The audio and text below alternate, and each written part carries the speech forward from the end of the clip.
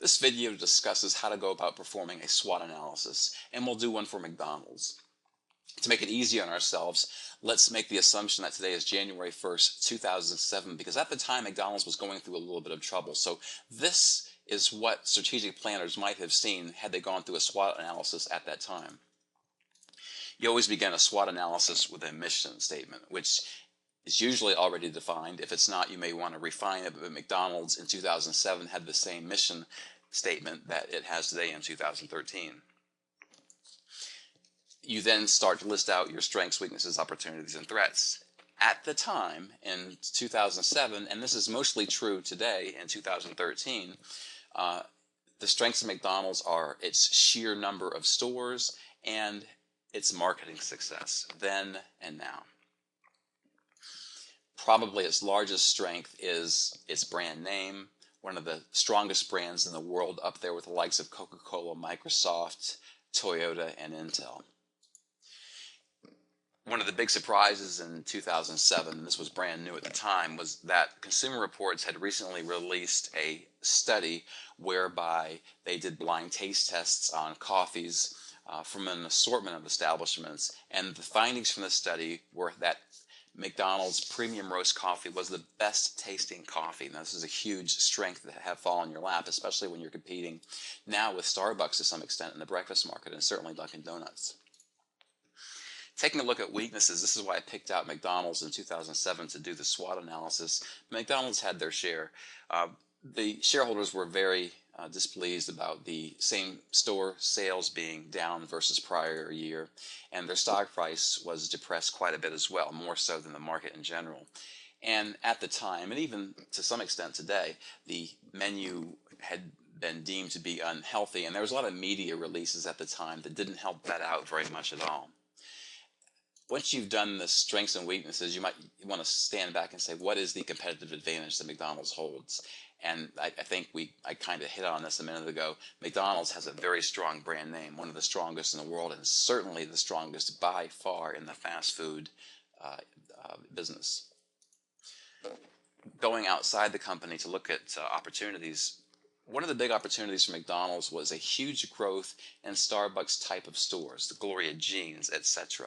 There was a big growth in this type of market in 2007, and it continues even through today. There was in 2007, and still is today, a high growth in the breakfast market. This is the fastest growing segment of the fast food market.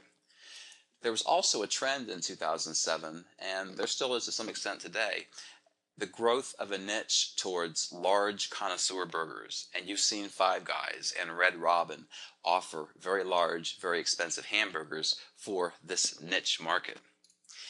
And also, and contrary to number 3, many consumers, and especially in 2007 when the recession hit, began seeking a bargain menu from their fast food eateries. In addition to opportunities outside the organization, there were threats, and in 2007, they were facing stiff competition from Burger King and Wendy's. The same is true today.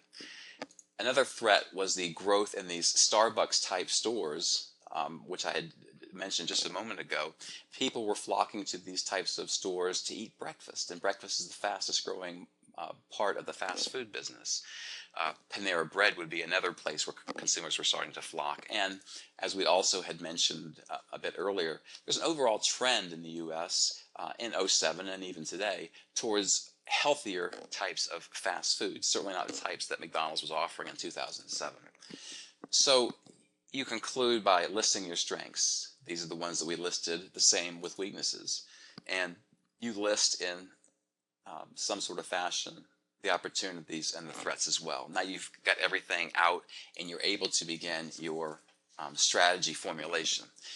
The key to formulating a strategy, I'd mentioned this a bit a moment ago as well, is you start with a mission statement. What are we doing in this business? What are we trying to sell? Who are we trying to sell to? Then you lay your cards on the table, doing an external and internal analysis for opportunities, threats, strengths, and weaknesses. Once you have all that out, you're then able to proceed to formulating a strategy to improve your standing in your industry, and we're going to do that today via the SWOT analysis. Now, the SWOT matrix, you've probably seen this in the book, and you've seen it in some content on the course site, but you simply list your strengths and weaknesses across the top. On the y-axis, you'll list your opportunities and threats, and then you'll start trying to match these up. So, for example, you want to leverage a strength to seize an opportunity. You'll want to use an opportunity to offset a weakness, etc. So you can come up with 4 possible categories of strategies, and you may have several in each cell, and there's acronyms for each strategy as well.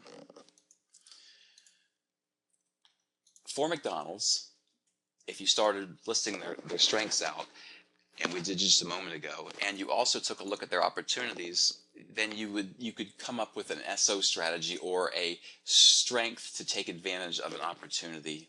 And by listing these strengths and listing these opportunities, it should come as no surprise that McDonald's did exactly what it had done, and that it had put a great deal of focus on its premium coffee, a very big push, a great deal of advertisement, especially on the heels of that Consumer Reports article, to get people in the store, especially at breakfast time.